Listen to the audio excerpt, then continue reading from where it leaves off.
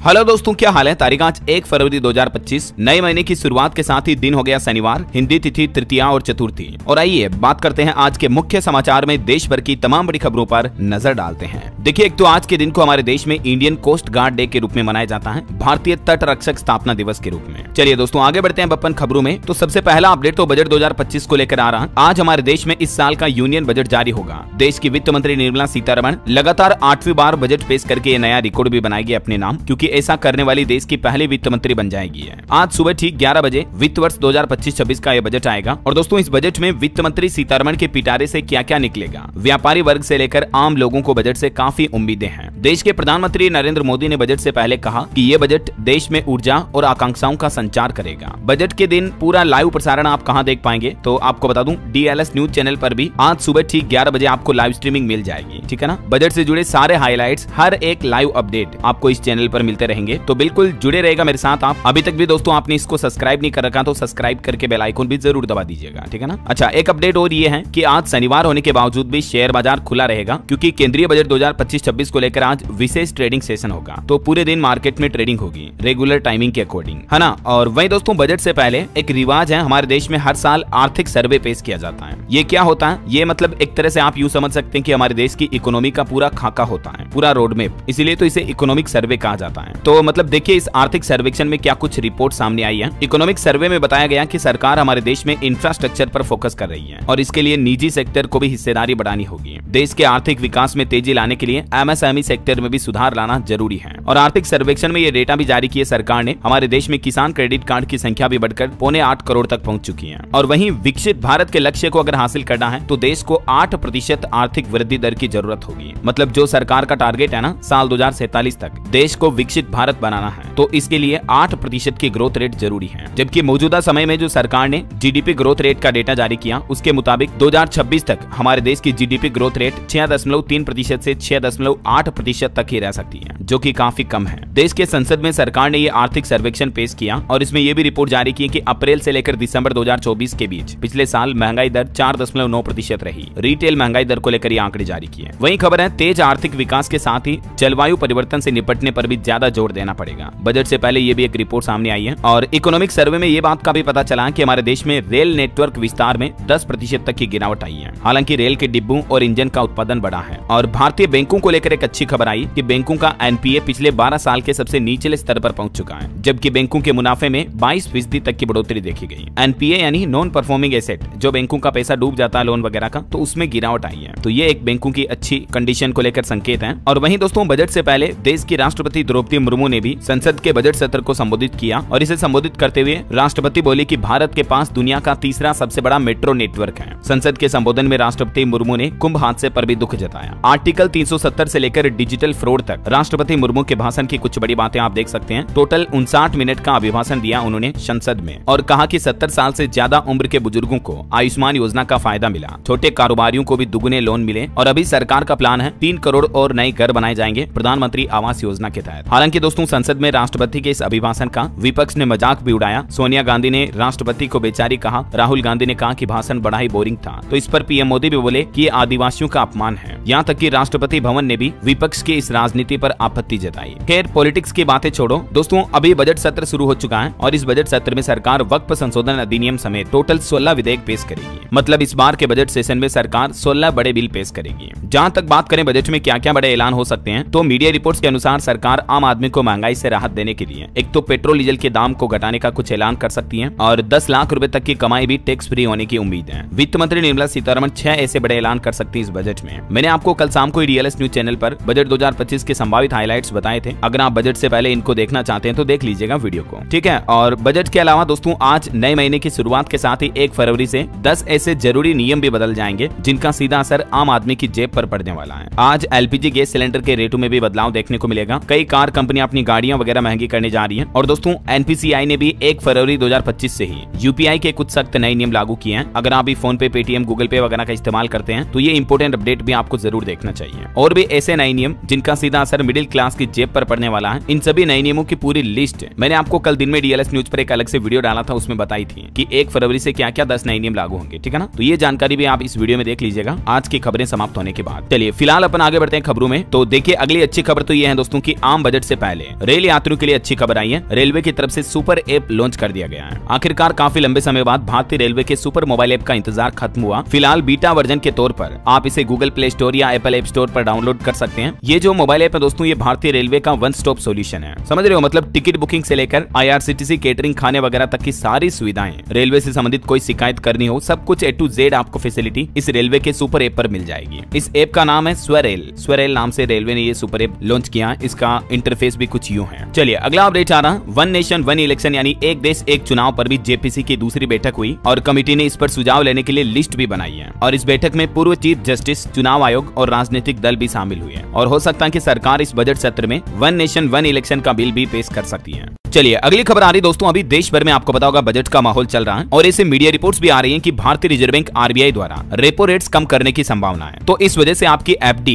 यानी fix deposit की interest rate भी कम हो सकती है। अभी जो RBI की करंट रेपो रेट है 6.5% है और रिवर्स रेपो रेट है 3.35%। हाल ही में 6 दिसंबर 2024 को RBI ने रेपो रेट को 6.5% पर ही मेंटेन किया था। और अभी RBI की अगली MPC मीटिंग 5 से 7 फरवरी 2025 के बीच होने वाली है और एक्सपर्ट का यह मानना है दोस्तों की इस मीटिंग में RBI रेपो रेट में कटौती कर सकता है और फिर ये 6% तक आ सकती है। तो ऐसे में रेपो रेट जब कम होती है तो बैंक भी आपके FD पर इंटरेस्ट रेट कम कर देते हैं। मान लीजिए आप 5 साल तक के लिए 8% इंटरेस्ट रेट पर FD कराते हैं और अगर कुछ समय बाद RBI रेपो रेट को कम कर देता है तो बैंक भी आपकी FD की इंटरेस्ट रेट को 7.5% पर कर देते हैं। तो भी दोस्तों आपकी FD पर पहले से ही लॉक की गई 8% की इंटरेस्ट रेट जो है वो बनी रहेगी, लेकिन जो नए FD के इन्वेस्टर्स होंगे उनको फिर कम इंटरेस्ट रेट मिलेगी। समझ रहे हो, तो इसलिए अभी FD में इन्वेस्ट करना एक स्मार्ट मूव होगा ताकि आप हाई इंटरेस्ट रेट का पूरा फायदा उठा सकें। अब आपके मन में कुछ सवाल आएंगे कि कौन सी FD चुननी चाहिए, तो इसका जवाब यह है कि ऐसी FD चुने जो सेफ भी हो और हाई रिटर्न्स भी दे। तो इसलिए दोस्तों आज मैं आपको एक प्लेटफॉर्म के बारे में बताता हूं जहां आपको ऐसे बैंक मिलेंगे जो आपको 9.5% तक के हाई इंटरेस्ट रेट भी ऑफर करते हैं आपकी FD पर, और ये प्लेटफॉर्म है स्टेबल मनी। दोस्तों स्टेबल मनी पर जाकर आप अन्य बैंकों के इंटरेस्ट रेट को कंपेयर कर सकते हैं और अवेलेबल बैंकों में एकदम सिंपल स्टेप के साथ आप FD खुलवा सकते हैं। इसके साथ ही आपको किसी भी बैंक में सेविंग अकाउंट खोलने की भी जरूरत नहीं होती है। और हाँ, इस प्लेटफॉर्म पर कुछ बैंक इंस्टेंट विड्रॉल भी देते हैं, यानी अगर आपकी FD टूटती है तो कुछ ही समय में आपके बैंक अकाउंट में आपके पैसे आ जाएंगे। और जो सबसे बड़ा कंसर्न होता है कि क्या आपके पैसे बैंकों में सेफ होते हैं, तो उसकी भी चिंता मत कीजिए, क्योंकि जो गवर्नमेंट का DICGC एक्ट है उसके तहत सभी बैंकों की FD को 5 लाख रुपए तक का इंश्योरेंस प्रोवाइड किया जाता है। तो ICICI हो या कोई भी छोटा बैंक, आपकी 5 लाख तक की FD जो है वो इंश्योर्ड होती है। मेरा मानना है दोस्तों की स्टेबल मनी FD इन्वेस्टमेंट्स के मामले में एक बेहतरीन प्लेटफॉर्म है, तो आप भी इसका पूरा फायदा उठाइए। इस ऐप की लिंक आपको डिस्क्रिप्शन और पिन कमेंट में मिल जाएगी। चलिए आगे बढ़ते हैं खबरों में। देखिए UGC नेट पेपर लीक मामले पर अब CBI ने जांच बंद कर दी है और कहा कि साजिश का कोई सबूत नहीं मिला। वहीं पॉलिटिक्स से एक बड़ी खबर आ रही दोस्तों, दिल्ली विधानसभा चुनाव से पहले आम आदमी पार्टी को बड़ा झटका लगा। केजरीवाल के 8 विधायकों ने इस्तीफा दे दिया, यहाँ तक कि पार्टी भी छोड़ दी। बताया जा रहा है कि वो टिकट ना मिलने की वजह से नाराज थे और इस पर बयान देते हुए महरौली MLA नरेश यादव भी बोले कि पार्टी भ्रष्टाचार के दलदल में फंस रही है। ये वो सभी 8 विधायकों की लिस्ट आप देख सकते हैं जिन्होंने इस्तीफा दिया है। वहीं दिल्ली चुनाव को लेकर सुप्रीम कोर्ट ने भी चुनाव आयोग को सख्त निर्देश दिया और कहा कि वोटिंग की वीडियो क्लिप सुरक्षित रखें। चुनाव के नियमों पर विवाद के मामले में सुप्रीम कोर्ट में ये सुनवाई हुई और सुप्रीम कोर्ट ने सभी पोलिंग बूथ पर होने वाली वोटिंग के वीडियो सुरक्षित रखने का निर्देश दिया है, ताकि मतलब राजनीतिक पार्टियों को कोई किसी तरह का डाउट ना रहे। और वहीं किसान आंदोलन पर एक बड़ी खबर देखिए, शंभू बॉर्डर पर धरना दे रहे एक और किसान की जान चली गई, हार्ट अटैक आया और अब किसान नेता डल्लेवाल की भी तबियत बिगड़ी, जो कि अनशन पर बैठे हैं। 66 दिन हो चुके हैं इनको। चलिए अगली बड़ी अच्छी खबर देखिए, भारत में खुलेंगे एप्पल कंपनी के 4 और नए रिटेल स्टोर्स। एप्पल के CEO टिम कुक की तरफ से इस बात को कंफर्म भी किया गया है और एप्पल कंपनी अब अपने नए फोन में AI फीचर्स भी लेकर आ रही है। चलिए अगला अपडेट देखिए, रामेश्वरम के पम्बन ब्रिज पर ट्रेन का ट्रायल हुआ। देश का ये पहला वर्टिकल लिफ्ट अप ब्रिज है जो कि 2 किलोमीटर लंबा है। इस ब्रिज के नीचे से कोस्ट गार्ड की बोट निकली और ऊपर से रेल भी गुजर सकेगी। तो अच्छी बात ये दोस्तों की ये रेलवे का ऐसा ब्रिज बनाया गया है जो कि लिफ्ट अप हो सकता है, ऊपर खुल सकता है और इसका ट्रायल भी सफल हुआ है ना। चलिए अगला अपडेट देखिए, ISS यानी इंटरनेशनल स्पेस स्टेशन पर जाने वाले पहले भारतीय होंगे शुभांशु शुक्ला। ये SpaceX ड्रैगन के पायलट बनेंगे। इन्होंने कहा कि मैं अंतरिक्ष में योग करूंगा, 14 दिन रिसर्च करेगा इनका मिशन। करंट अफेयर्स के हिसाब से इंपोर्टेंट है, इनका नाम ध्यान रखिएगा। वहीं देखिए बड़ी खबर आ रही है, महाराष्ट्र में GB सिंड्रोम से 7 दिन में 4 लोगों की मौतें हुई। एक तो 60 वर्षीय व्यक्ति की भी जान चली गई। अभी राज्य में 140 एक्टिव केस हैं इसके,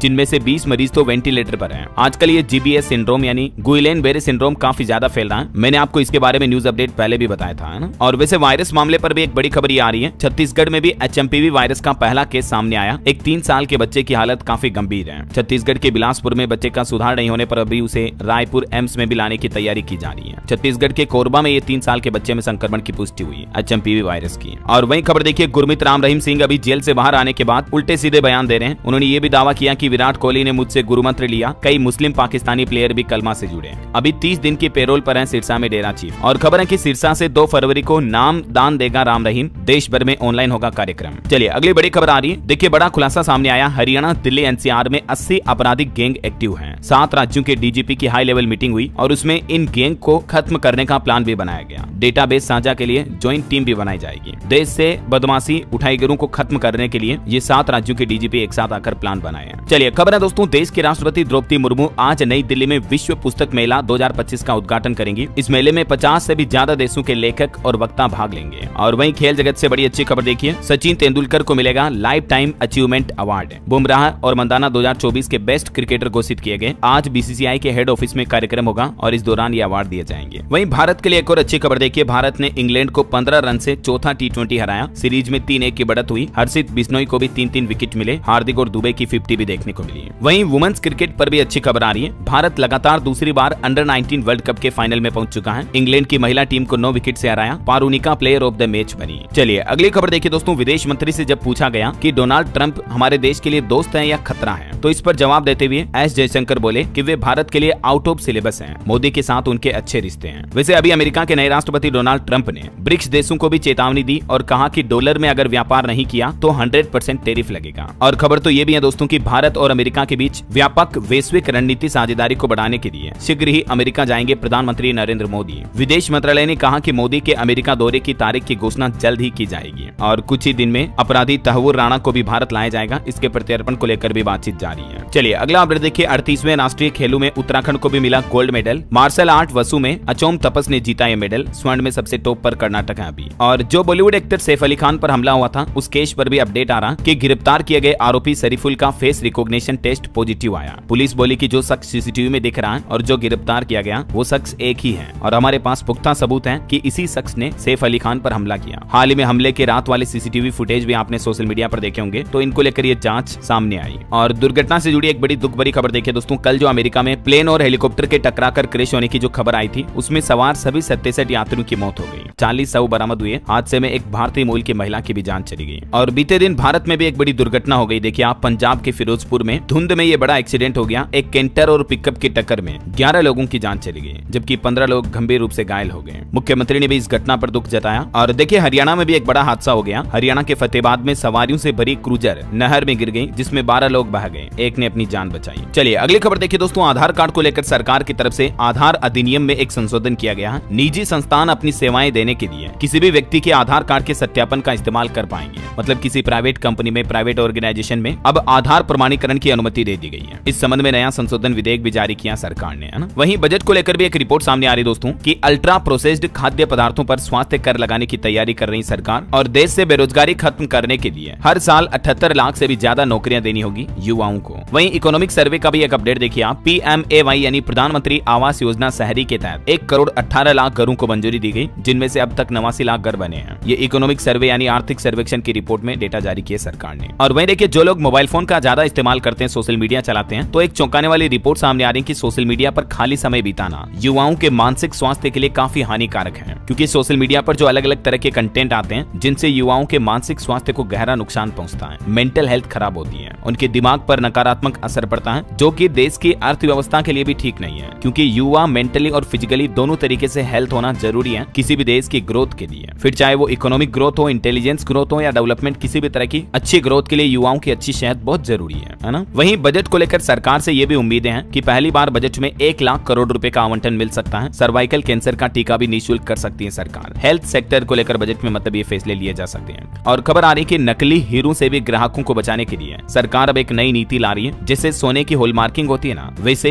हीरों का भी अब सर्टिफिकेट सिस्टम लागू करेगी सरकार। और आर्थिक सर्वेक्षण की एक और रिपोर्ट देखिए, विदेश से मेडिकल पढ़ाई करने वाले स्टूडेंट अपनी योग्यता परीक्षा को भी पास नहीं कर पा रहे हैं। यानी विदेशों में पढ़ने वाले भारतीय स्टूडेंट हेल्थ सेक्टर में स्पेशली काफी कमजोर है। और भारत में टाइगर एरिया को लेकर भी एक रिपोर्ट देखिए, भारत बना दुनिया में सबसे बड़ा बाघ आवास क्षेत्र है। पिछले 2 दशकों में 30% तक की बढ़ोतरी हुई है, जो कि एक अच्छा संकेत है, खास करके भारत की जलवायु और पर्यावरण के लिए, है ना। बहरहाल अभी तो कुछ और महत्वपूर्ण और काम की खबरें देखेंगे दोस्तों, लेकिन फिलहाल वक्त तो चला है आज के ताजा मौसम समाचार जानने का। तो देखिए, एक तो मौसम विभाग का कहना है कि इस साल फरवरी के महीने से ही गर्मी अपना कहर बरपाना शुरू कर देगी और सूखे का भी प्रकोप देखने को मिल सकता है। बदलते मौसम को लेकर IMD यानी भारतीय मौसम विज्ञान विभाग की तरफ से ये चेतावनी भरा अलर्ट जारी किया है। मतलब इस साल ठंड खत्म होने के तुरंत बाद ही जमकर गर्मी पड़ना शुरू हो जाएगी। अभी आजकल के दिनों में हम देख रहे हैं दोस्तों, जनवरी का महीना खत्म नहीं हुआ, उससे पहले गर्मी जैसे हालात महसूस होने लगे हैं, है ना। चलिए कुछ अलग अलग राज्यों के मौसम अपडेट देखिए। फिलहाल जम्मू कश्मीर में चिलई कला भी खत्म हुआ। चिलई कला उस दौर को कहा जाता है, मतलब बहुत तेज ठंड का जो दौर होता है ना, उसे जम्मू में ये कहते हैं। और अभी भी 7 राज्यों में कोहरे का अलर्ट है। अगले 3 दिन देश में न्यूनतम तापमान बढ़ेगा। हिमाचल प्रदेश समेत 4 राज्यों में 5 फरवरी तक बर्फबारी की भी संभावना है, जिसमें जम्मू कश्मीर, हिमाचल, उत्तराखंड, पंजाब, हरियाणा, राजस्थान वगैरह में भी बारिश देखने को मिल सकती है 1 से 3 फरवरी तक। मध्य प्रदेश में भी अगले 2 दिन पारा बढ़ेगा। कल बादल छाए रहेंगे। फरवरी का पहला सप्ताह ठंडक भरा रहेगा। और राजस्थान में भी दोस्तों इस सप्ताह बारिश का अलर्ट है। जयपुर में अभी पारा 28 डिग्री तक चल रहा है। 5 साल का रिकॉर्ड टूटा राजस्थान में, तो जनवरी में ही इतनी तेज गर्मी देखने को मिल रही है। हरियाणा में देखिए 5 दिन बारिश की चेतावनी, रात से बदलेगा मौसम, तेज हवाएं भी चलेगी। और पंजाब में भी आज और कल बारिश के आसार हैं। जनवरी में 56% कम बारिश हुई। 2 दिन तक तापमान बढ़ेगा। 5 फरवरी के बाद बदलेगा मौसम। इधर हिमाचल प्रदेश में भी आज और कल बारिश और बर्फबारी का अनुमान है। 4 फरवरी को भी स्नोफॉल की चेतावनी। और भी दोस्तों अगले 24 घंटों के दौरान मौसम की संभावित गतिविधियां क्या रह सकती हैं, इस बाबत जानकारी भी आप देख सकते हैं स्क्रीन पर। चलिए मौसम के बाद सराफा बाजार पर नजर डालें दोस्तों, तो देखिए अभी सोना फिर से ऑल टाइम हाई पर पहुंच चुका है। पहली बार सोने का भाव 82,000 रुपए के पार पहुंचा। बीते 31 दिन में ही सोने के दाम में 6,000 रुपए से भी ज्यादा की बढ़ोतरी देखी गई। और अभी चांदी भी 993 रुपए बढ़कर 93,177 रुपए प्रति किलो पहुंच चुकी है। जबकि दोस्तों बीते महीने जनवरी में, मतलब नए साल के पहले महीने में 1 जनवरी से लेकर अब तक सोना 6,000 रुपए महंगा हुआ है। देखिए मतलब मार्केट की बात करें तो बीते दिन भारतीय शेयर बाजार में तेजी देखी गई। सेंसेक्स 740 अंक बढ़कर 77,500 पर बंद हुआ। निफ्टी भी 258 अंक चढ़ा। वहीं अगला अपडेट आ रहा म्यूचुअल फंड के साथ अब आपको बीमा का भी फायदा मिलेगा। मार्केट रेगुलेटर सेबी की तरफ से इस तरह के नए म्यूचुअल फंड का भी प्लान बनाया जा रहा है। और भारत के फॉरेक्स रिजर्व पर भी अच्छी खबर देखिए। विदेशी दौलत पर भारत को सबसे बड़ी न्यूज मिली। 7 सप्ताह में लौटी खुशी की लहर। अभी भारत के फॉरेक्स रिजर्व में 7 सप्ताह बाद बड़ा इजाफा देखने को मिला है। बाकी पहले काफी डाउन चला गया था, है ना। और चलिए मार्केट के बाद अब अपन आगे बढ़ते हैं खबरों में। देखिए अगली अच्छी खबर, सरकार का प्लान है पीएम सूर्य घर योजना को लेकर। इस साल अक्टूबर तक 20 लाख और घरों को सौर ऊर्जा से रोशन किया जाएगा। डिस्कॉम को 5,000 करोड़ रुपए का प्रोत्साहन भी दिया है सरकार ने। और सरकार का प्लान है दोस्तों, इस योजना के तहत साल 2027 तक देश भर में 1 करोड़ घरों की छतों पर सौर ऊर्जा प्रणाली स्थापित करने का लक्ष्य रखा गवर्नमेंट ने। केंद्रीय बिजली एवं ऊर्जा मंत्री की तरफ से यह बड़ी घोषणा की गई। चलिए अगला अपडेट देखिए। उत्तर प्रदेश में 70% राज्य कर्मचारियों ने अपनी संपत्ति का ब्यौरा सरकार को सौंप दिया है। कल अंतिम तारीख थी और अभी ACR के लिए 1 सप्ताह का और समय भी मांगा है। वहीं खबर है दोस्तों, यूपी में मुख्तार अंसारी की बेनामी संपत्ति भी सरकारी घोषित कर दी गई। 2023 में 1 करोड़ की जमीन जब्त की गई थी। अब यहाँ गरीबों के लिए फ्लैट बनाए जा रहे हैं। और खबर है राजस्थान विधानसभा का भी बजट सत्र शुरू हुआ। अपनी सरकार की तारीफ करते हुए राज्यपाल ने कहा कि गाँव में पानी पहुंचाया जा रहा है। वैसे आपको बता दूं, इसी महीने 19 फरवरी को राजस्थान सरकार भी अपना राज्य का बजट जारी कर देगी। चलिए अगला अपडेट देखिए। उत्तराखंड में एक नया आदेश जारी हुआ। लिव इन रिलेशनशिप पंजीकरण के लिए धार्मिक नेता का प्रमाण पत्र लेना अनिवार्य होगा। UCC के नियम के मुताबिक सभी लिव इन रिलेशनशिप को शुरू होने के 1 महीने के अंदर अंदर पंजीकरण करवाना अनिवार्य होगा। जैसे मतलब लव मैरिज करते हैं ना, वैसे अगर कोई लड़का लड़की महिला पुरुष लिव इन में भी साथ रह रहे हैं ना, तो भी उनको 1 महीने के अंदर अंदर अपना पंजीकरण करवाना होगा, रजिस्ट्रेशन करवाना होगा। अभी एक दिन पहले आपको पता होगा राजस्थान हाईकोर्ट ने भी इस संबंध में एक फैसला सुनाया था। कहा कि लिव इन वाले कपल को ऑनलाइन पोर्टल पर रजिस्ट्रेशन करवाना पड़ेगा और सरकार ऐसे जोड़ों के लिए पोर्टल भी शुरू करे। ये निर्देश भी दिया था राजस्थान हाईकोर्ट ने, है ना। और ऐसा ही एक नया नियम दोस्तों यूपी नोएडा में भी जारी हुआ। लिव इन में रह रहे कपल को परिवार की सहमति का सर्टिफिकेट देना पड़ेगा। नोएडा में एक सोसाइटी की तरफ से ये नोटिस जारी किया गया। चलिए अगला अपडेट देखिए। माता वैष्णो देवी घूमने जाने वाले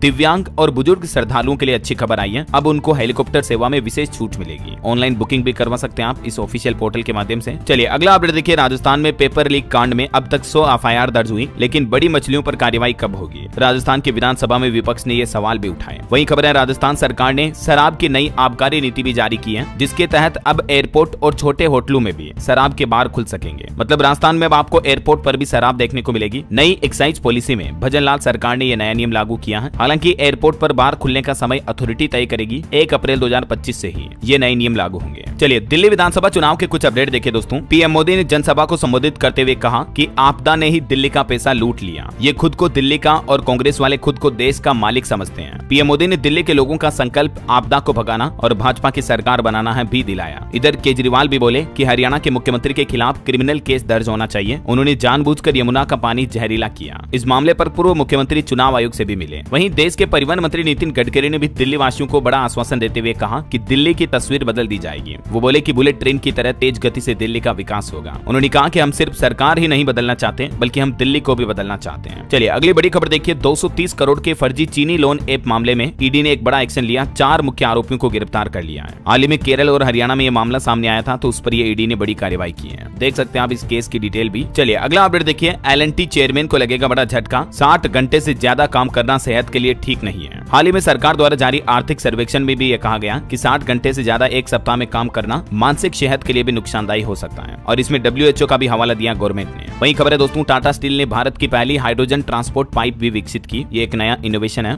और उड़ीसा राज्य में देखिए महिला उद्यमियों के लिए विशेष औद्योगिक पार्क भी स्थापित किया जाएगा। उड़ीसा सरकार की तरफ से यह घोषणा की गई। वही खबर है, बिम टेक कंपनी ने डिजिटल करेंसी बिम कॉइन नाम से शुरू की है। जैसे बिटकॉइन क्रिप्टो करेंसी है ना, वैसे ये ब्लॉकचेन की करेंसी है। चलिए खबर है, गुजरात में सभी पुलिस कमिश्नरेट 30 अप्रैल तक लागू करें तीनों नए आपराधिक कानून। गृह मंत्री अमित शाह की तरफ से सख्त निर्देश जारी किया गया। वहीं ऑटो इंडस्ट्री से खबर देखिए दोस्तों, ओला कंपनी ने लॉन्च किए जनरेशन 3 पर बेस्ड इलेक्ट्रिक स्कूटर। बड़ी बैटरी के साथ आपको ज्यादा ड्राइविंग रेंज भी मिलेगी। मतलब ओला ने अपने 3rd जनरेशन के 2 नए मॉडल लॉन्च किए हैं, S1X और S1 Pro E स्कूटर। इनमें फुल चार्ज करने पर आपको 320 किलोमीटर तक की भी रेंज मिलेगी। शुरुआती कीमत इनकी 80,000 से शुरू है। ये अलग अलग मॉडल की प्राइस वगैरह आप देख सकते हैं। चलिए अगला अपडेट आ रहा, उत्तराखंड में 1 साल से ज्यादा समय से रहने वालों पर भी लागू होगा UCC कानून। उत्तराखंड की पुष्कर सिंह धामी सरकार की तरफ से ये निर्देश जारी किया गया। वहीं खबर देखिए, बिहार में मिड डे मील मेन्यू में भी बदलाव किया गया। अब खाने में छात्रों को क्या क्या मिलेगा, तो देखिए बिहार का नया मिड डे मील मेन्यू कुछ यूं होगा। अब सिर्फ शनिवार को खिचड़ी, लाल चने का छोला भी मिलेगा स्टूडेंट को। इसके अलावा भी कुछ और मेन्यू की डिटेल आप देख सकते हैं। चलिए अगला अपडेट देखिए, प्राइवेट स्कूलों में फ्री में पढ़ेंगे अब बच्चे। हरियाणा सरकार ने 1555 निजी स्कूलों के लिए 33 करोड़ 50 लाख से भी ज्यादा का फंड जारी किया है, जहां गरीब बच्चों को फ्री में पढ़ाई मिल पाएगी इन प्राइवेट स्कूलों में भी। वही देखिए, हरियाणा में कई सारे टीचर्स की शिकायत है, 6 महीने से उनको सैलरी नहीं मिली। तो अब हरियाणा के शिक्षकों ने मुख्यमंत्री नायब सिंह सैनी को चिट्ठी भी लिखी और शिक्षा विभाग भी अब हरकत में आया। दरअसल ये जो टीचरों को सैलरी नहीं मिल पाई, जो कॉन्ट्रैक्ट पर रखे गए टीचर हैं, उनको 6 महीने से तनख्वाह नहीं मिल पाई। तो 2000 से भी ज्यादा शिक्षकों ने CM नायब सिंह सैनी को ये लेटर लिखा है। और वैसे अस्थायी कर्मचारियों को भी अब हरियाणा सरकार स्थायी करेगी। कल ही हाईकोर्ट ने यह फैसला सुनाया था, मैंने आपको बताया भी था ना। हरियाणा में OBC वर्ग के लिए भी एक अच्छी खबर आई है। अब सरकारी नौकरी पाना आसान होगा, क्योंकि क्रीमी लेयर की आय सीमा में सरकार ने एक बड़ा बदलाव किया है, जिसके तहत आय सीमा को 6 लाख रुपए से बढ़ाकर 8 लाख रुपए तक कर दिया है। यानी 8 लाख तक की आय वाले स्टूडेंट भी क्रीमी लेयर में आएंगे। और एक अच्छा फैसला ये लिया गया, अब ऑनलाइन बनेंगे। पिछड़े वर्ग OBC वाले बच्चों के OBC प्रमाण पत्र जो सर्टिफिकेट है ना, वो भी ऑनलाइन बन पाएंगे, है ना। और चलिए अगला अपडेट देखिए, रिलायंस जियो ने अपना सबसे सस्ता प्लान वापस लॉन्च किया। अनलिमिटेड कॉलिंग, डेटा, SMS वगैरह सब कुछ मिलता है इसमें। कुछ समय पहले जियो ने अपने इस रिचार्ज प्लान को लिस्ट से हटा दिया था, लेकिन अब 448 और 1748 वाले दोनों वॉइस ओनली प्लान को भी वापस जियो ने लिस्ट कर दिया। चलिए अगला अपडेट देखिए दोस्तों, प्रधानमंत्री नरेंद्र मोदी ने जो मोटापे से लड़ने की अपील की थी हाल ही में, तो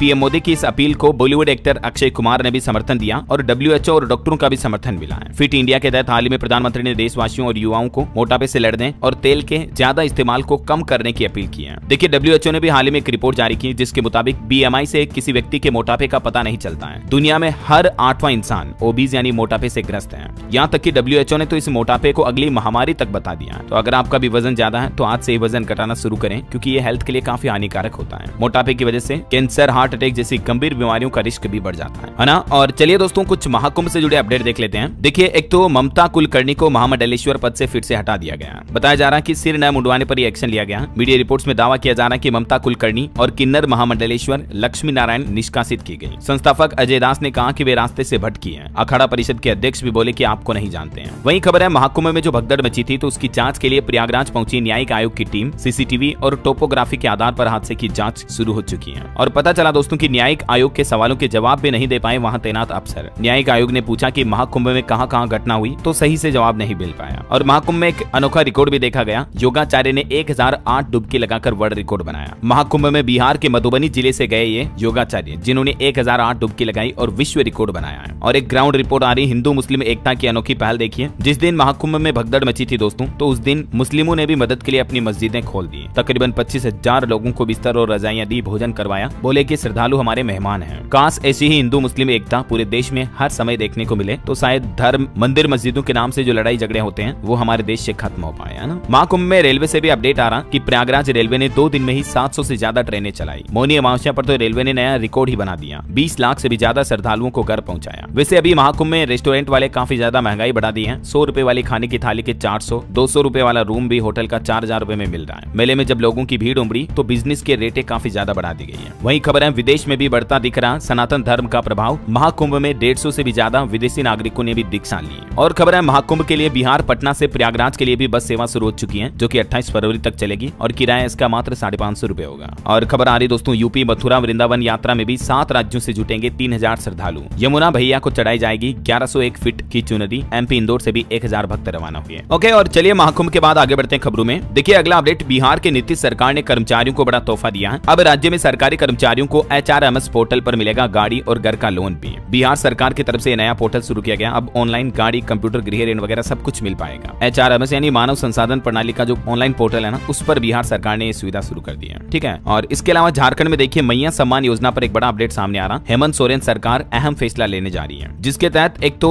उन महिला लाभुकों को खातों में जनवरी महीने की किस्त नहीं भेजी जाएगी जिनका आधार कार्ड उनके बैंक खाते से लिंक नहीं है। ठीक है, तो आप अपने आधार कार्ड को बैंक अकाउंट से लिंक जरूर कर लें झारखंड में। चलिए कुछ और स्टेट न्यूज अपडेट देख लेते हैं दोस्तों फटाफट से। देखिए राजस्थान में बनेगा ऑक्सीजन जोन, टेम्परेचर 10 डिग्री तक कम रहेगा। अकीरा मियावा टेक्निक से 3 साल में 40 फीट तक बढ़ेगी पौधों की लंबाई। राजस्थान के पाली में ये नई पहल की जा रही है। और वही खबर है राजस्थान में एग्रीस्टेक योजना से कृषि में होगी डिजिटल क्रांति। जिले की सभी ग्राम पंचायतों में 5 फरवरी से फार्मर रजिस्ट्री शिविरों का भी आयोजन होगा। राजस्थान टोंक से नई पहल है। और खबर देखिए मध्य प्रदेश सरकार ने लॉन्च की AVGC XR नीति 2025। इस नीति के तहत 2000 करोड़ का निवेश किया जाएगा और 20,000 युवाओं को जॉब देने का लक्ष्य रखा है। MP की मोहन यादव सरकार ने खास करके एनिमेशन गेमिंग के स्टूडेंट को स्कॉलरशिप भी दी जाएगी इस योजना में। और भी इस नीति के बाबत ज्यादा जानकारी आप देख सकते हैं स्क्रीन पर। और खबर है दोस्तों Madhya Pradesh global capability centres policy लागू करने वाला भी भारत का पहला राज्य बन चुका है। ये भी करंट अफेयर्स के हिसाब से इंपोर्टेंट है। और देखिए बिहार में BPSC कैंडिडेट्स के प्रदर्शन में शामिल 3 छात्र नेताओं को जेल भेजा गया। अभी फिर से छात्रों के प्रदर्शन पर यह कंट्रोवर्सी बढ़ रही है। वहीं खबर है झारखंड में अब ठंड में कमी आएगी। 1 फरवरी से तापमान बढ़ने के आसार हैं। उत्तर प्रदेश के भी 32 जिलों में घने कोहरे का अलर्ट। 1 फरवरी से बारिश की संभावना है।